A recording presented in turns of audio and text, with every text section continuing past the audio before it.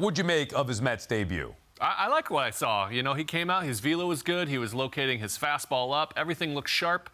Those 2 home runs, that's going to happen. You know, that's how you get to a guy like Justin Verlander. You jump on him in the first inning, just like most of the great starters. You get him early. I was very encouraged by what I saw. His stuff looked elite, and they didn't push him too far. He got his pitch count up. It's going to continue to climb.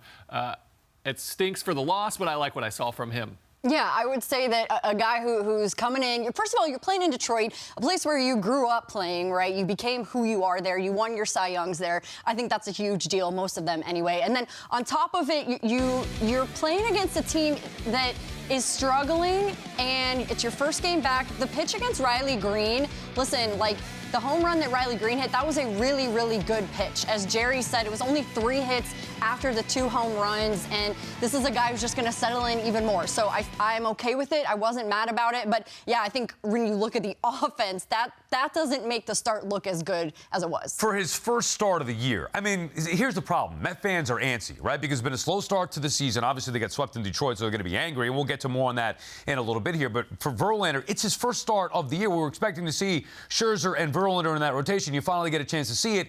Only 5 innings, Jerry. Maybe that's where people have questions. But for a first start of the year, if this were, opening day or whatever, opening day at Citi Field, whatever his first start should have been back in April, I think you sign for 5 innings, 2 runs from Verlander pretty much every time early on. Eventually, they're going to need some more length out of him. Yeah, I mean, he only threw 69 pitches in his rehab start. He only had the 1.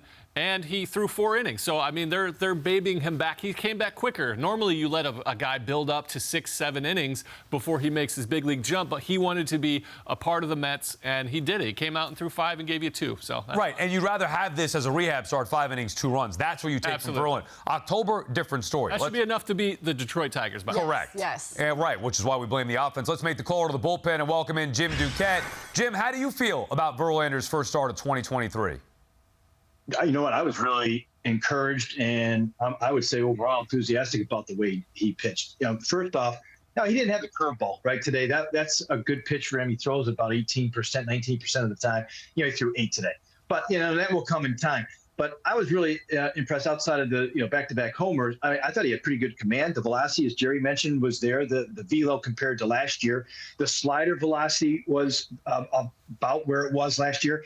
Like some of those things that I kind of look at as a comparison to what he did last year in that season were, I think, in line. And so I thought the success there, was I would have liked to be able to maybe go 1 more inning, but I understand why they're babying him to this point. And to Jerry's point, he came back earlier than what you normally do with that type of injury. So I think there's a lot of things that you can build off of. The curveball is going to be there. That's one of his signature pitches there. So I think that the next time out, you look forward to that and think it'll be even better.